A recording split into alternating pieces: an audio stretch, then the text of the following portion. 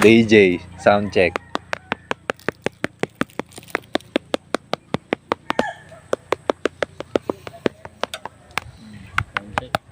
Sound check daw.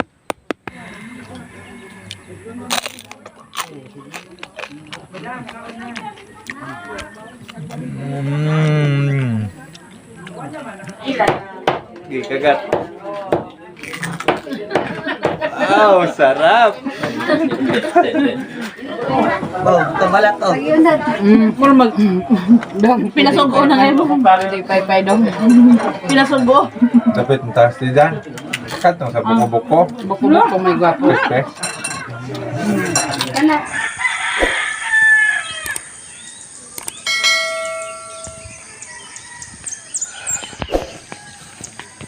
Good morning po sa inyong lahat mga ka-idol.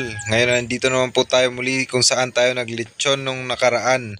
So ngayon po ay pupunta na kami doon sa isang farm dahil kukuha po tayo ng baboy doon. At lilitsunin na naman po natin mga ka-idol dahil nung piyesta po dito sa kanilang barangay ay nagustuhan po nila yung ginawa nating litsyon. Napaka crispy daw at napakasarap. So yan, kasama ko pala si Uncle Vicente. Isa po yan malupit na lechonero dito sa amin. Parang majuham na siya din.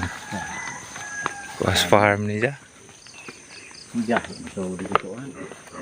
Guys, okay, sinaradoan na ako siya. Kuan. Pang disinfect. Tama guys, disinfect guys. Disinfect. Ang ganda ng ano niya mga ka-idol. Farm.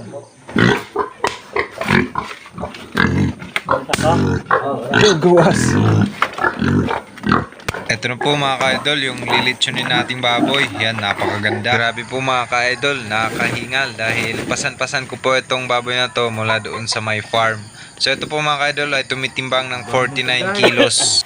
At ganito po pala ako magkatay ng baboy mga ka-idol. Kahit malaki po yan ay kaya pong katayin at hindi po ako nahihirapan pag ganito. So ang ginagawa ko po mga ka-idol ay tinatalian ko po yung kanyang bibig and then itatali sa may puno. So kailangan po dikit na dikit yung kanyang nguso sa may kahoy. Tapos po yung kanyang hulihang paa, isa lang po yung tatalian and then itatali din po yun para hindi po siya makagalaw. Ito pong diskarte na to mga ka-idol ay natutunan ko lang po sa kakapanood ng mga YouTube videos. Kaya sana po ipanoorin tong video na to hanggang dulo para makakuha po kayo ng mga tips o diskarte po sa paglilitsyon. At sana po mga ka-idol ay huwag nyo rin pong kalimutang mag-subscribe at isama nyo rin po ang notification bell para palagi po kayong updated sa mga bagong videos na i-upload ko.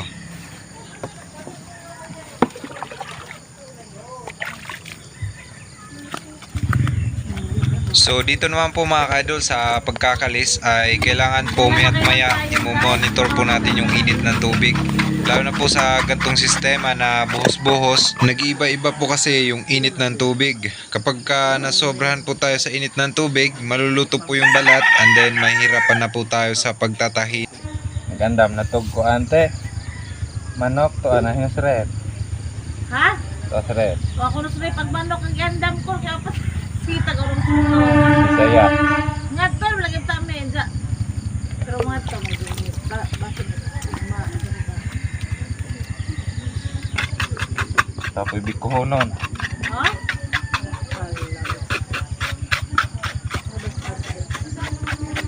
Sa pagtatahi po kasi mga ka-idol, once na kapag maluto po yung kanyang balat, ay mabilis po yung mapunit mga ka-idol at dun po lalabas yung mga juices na nandun po sa loob ng ating nililitsyon.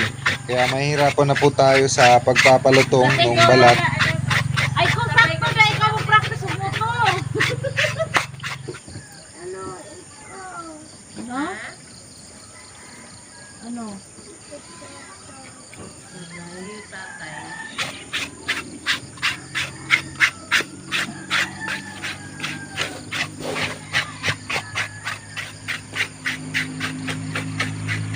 Dapat di ka nakabuhos ng tubig. Malay ko mga puti ito mga maluto pa yan eh. Oo.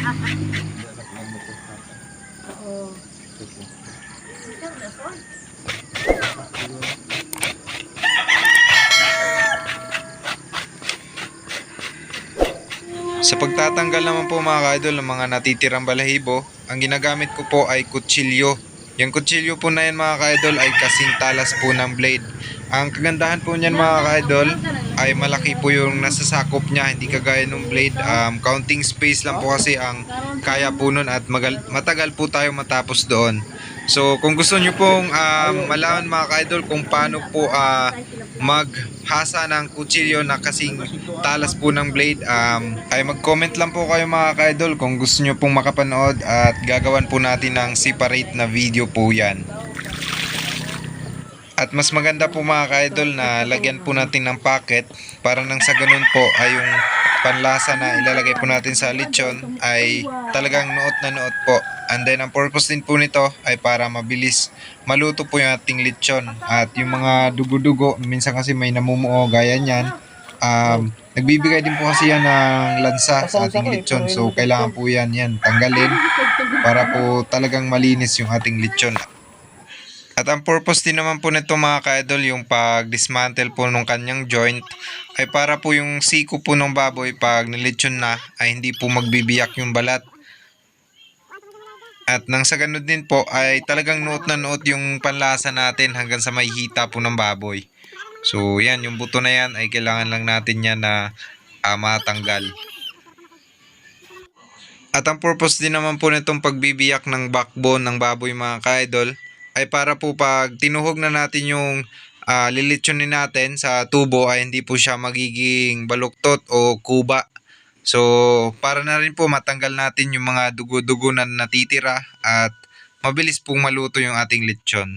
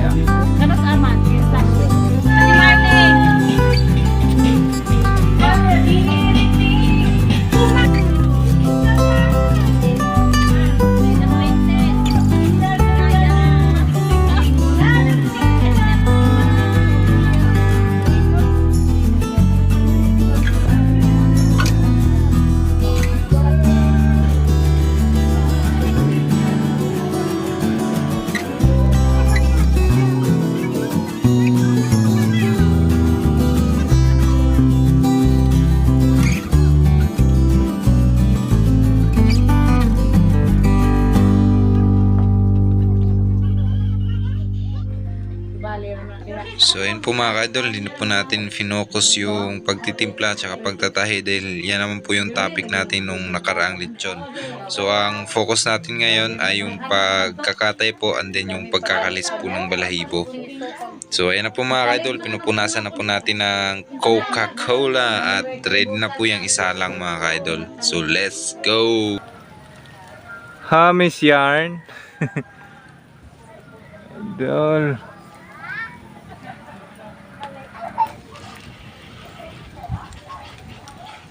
Na arao. Veterano. Veterans. Hello guys, veterans we. Siguro mga 1 milyon na yung nalitso nito. Ayan na. Ayan, pula na. Oh, doon kayo naman pangita, oy. Wadid, buwa. Tay, buwa. Hindi na may buntag.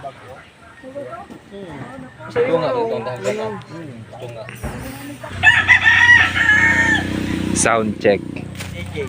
DJ, sound check.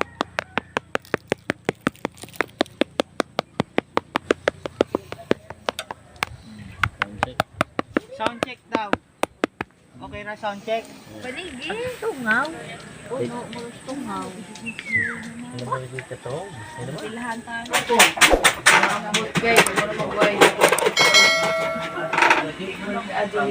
Crispy.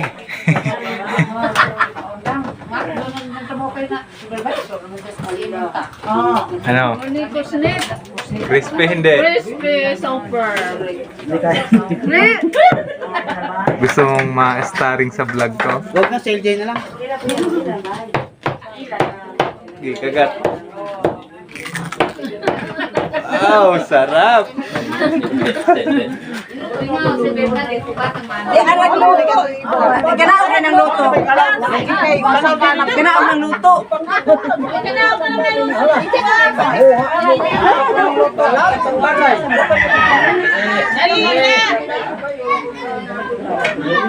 Ayan mga ka-idol, oh. Mga kagat.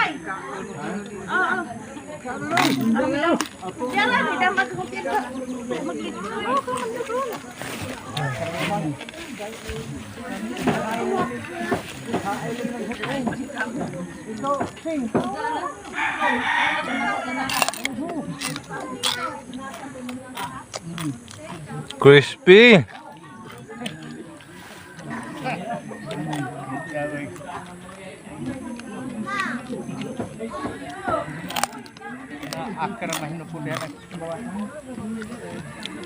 Ang lutong mga ka-idol.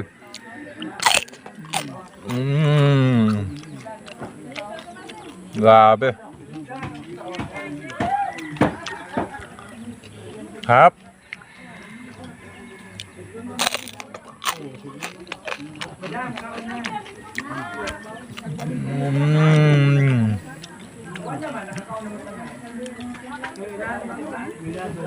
Yun no? Pulang-pula.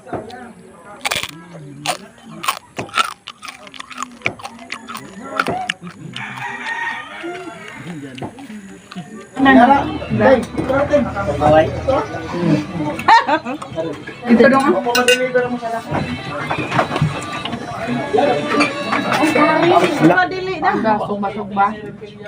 Ibutang. Murang ildi na dito sa gulo. Bak?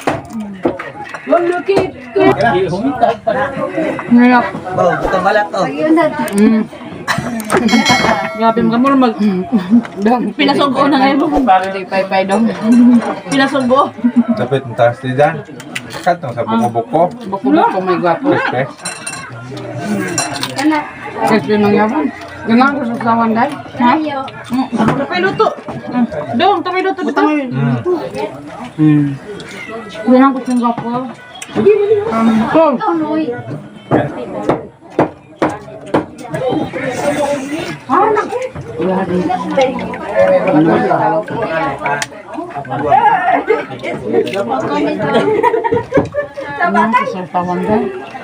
Guys, Ate Dinden, surrender mo mo.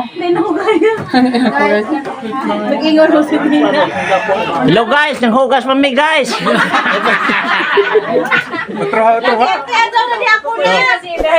Arang sarap paglitson guys. Hugas pa, jangan hugason guys. Sa Singapore. Kamuti guys, dapat photo guys. Dong, mga istorya di mo, nasboy kinilaw. Oh, dapat ano guys, dapat tanduay. Wala may pitse.